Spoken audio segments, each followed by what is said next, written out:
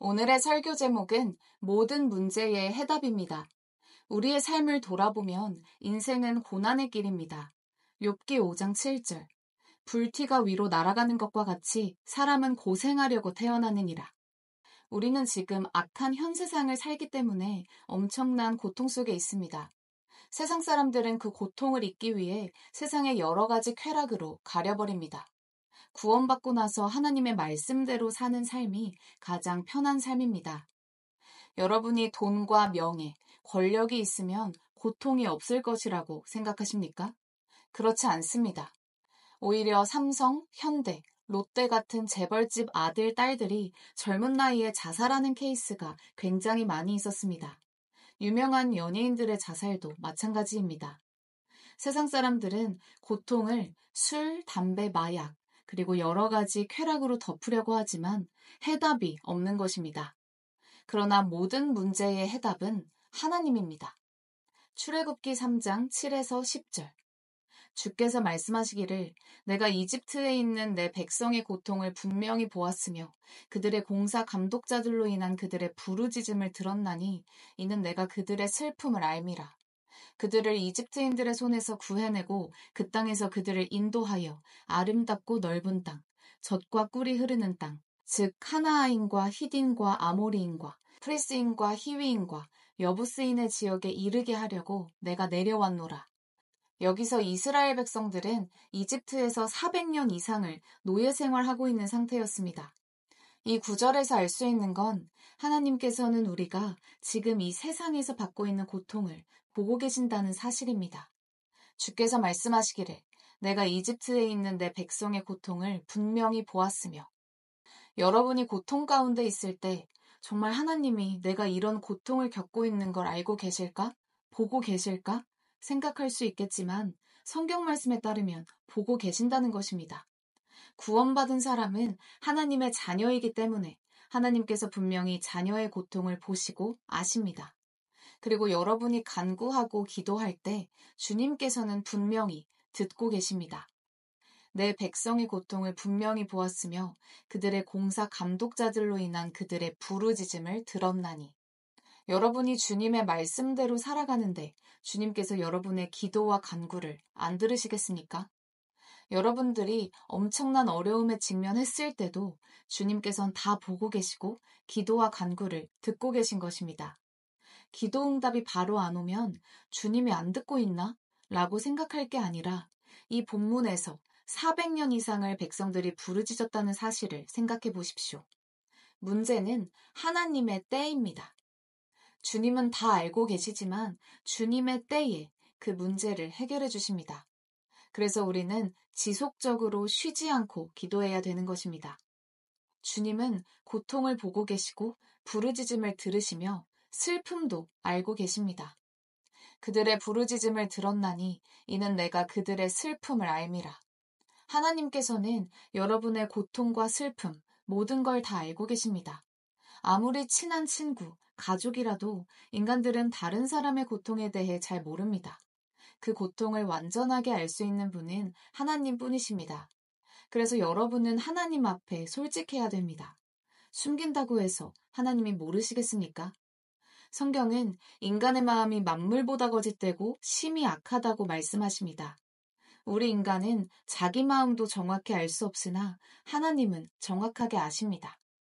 여기서도 이스라엘 백성들의 슬픔을 아시고 그들을 이집트 식민지에서 구해주시겠다고 말씀하십니다.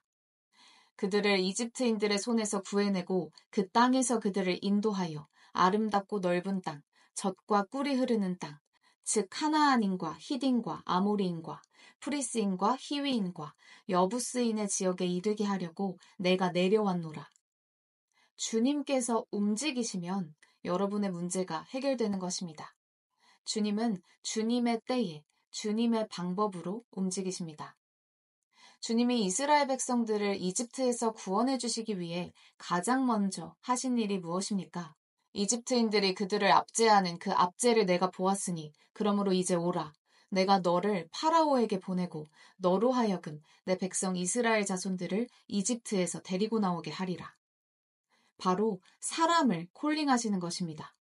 하나님은 사람을 사용하셔서 그 문제를 해결해 주십니다. 여기서도 모세를 콜링하셔서 백성들을 구해주시는 것입니다. 즉, 모든 문제의 해답은 하나님이시지만 하나님의 방법은 사람을 콜링하셔서 그 사람을 통해 문제를 해결해 주시는 것입니다. 그래서 오늘은 하나님께서 콜링하신 두 가지 케이스에 대해 알아보도록 하겠습니다. 첫째, 사울 왕의 콜링입니다. 사무엘상 9장 15, 16절. 주께서 사울이 오기 전날 사무엘의 귀에 일러 말씀하시기를 내일 이맘때에 내가 베냐민 땅에서 온 한 사람을 내게 보내리니 너는 그에게 기름을 부어 내 백성 이스라엘을 다스릴 대장으로 삼으라. 그가 내 백성을 필리스타인들의 손에서 구해내리라. 이는 내가 내 백성을 돌아보았음이니 그들의 부르짖음이 내게 상달되었기 때문이라. 이스라엘 백성들의 부르짖음으로 주님께서 백성들을 이집트에서 구해내신 것처럼 여기서도 백성들의 부르짖음이 하나님을 움직이셨습니다. 그래서 우리도 주님이 yes 또는 no 라고 하실 때까지, 확신이 올 때까지 지속적으로 끊임없이 기도를 해야 하는 것입니다. 부르짖음이 어느 정도 차야 주님께서 움직이시는지는 모르지만 분명한 것은 주님께선 우리의 상태를 알고 계시고 듣고 계신다는 것입니다. 그 당시 주님께서는 민족들의 부르짖음을 듣고 그들을 구원해 주시려고 사울을 콜링한 것입니다. 결국 사울 왕은 하나님의 말씀에 불복종하여 실패로 끝났지만 그건 하나님의 잘못이 아닙니다. 주님이 콜링하셨더라도 그 사람이 하나님 말씀대로 하느냐 타협하느냐는 본인에게 달린 것입니다. 하나님의 콜링의 목적을 끝까지 정확하게 달성하는 건 콜링받은 그 사람에게 달려 있습니다.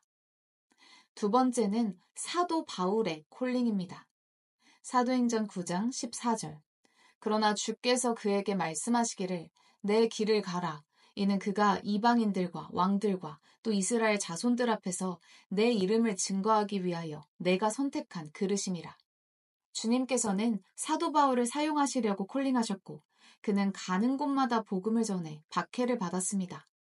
사도 바울이 아시아에 가서 복음을 전하려고 하니 성령께서 막으시고 그를 유럽으로 가게 하셨습니다. 사도행전 16장 6절 9절.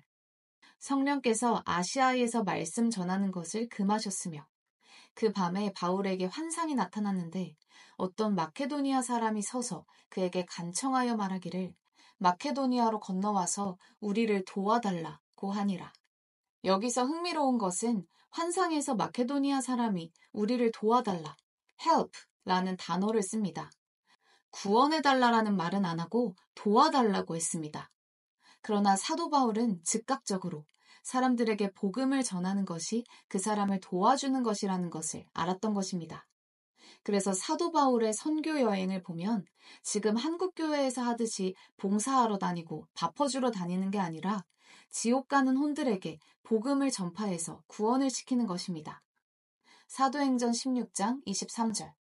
그리하여 그들을 많이 때린 후에 감옥에 집어넣고 간수에게 잘 지키라고 명령하니. 사도 바울이 사람들에게 밥을 퍼줬다면 이렇게 감옥에 갇히지 않았을 것입니다. 그는 감옥에 가서도 빌립보 간수를 구령하였고 가는 곳마다 습관대로 말씀을 전했습니다. 말씀을 전했기 때문에 박해를 받은 것입니다. 여러분도 믿음만으로 구원받는 은혜 복음을 전해서 공격과 박해를 받더라도 잠잠하지 말고 계속 전파해야 합니다.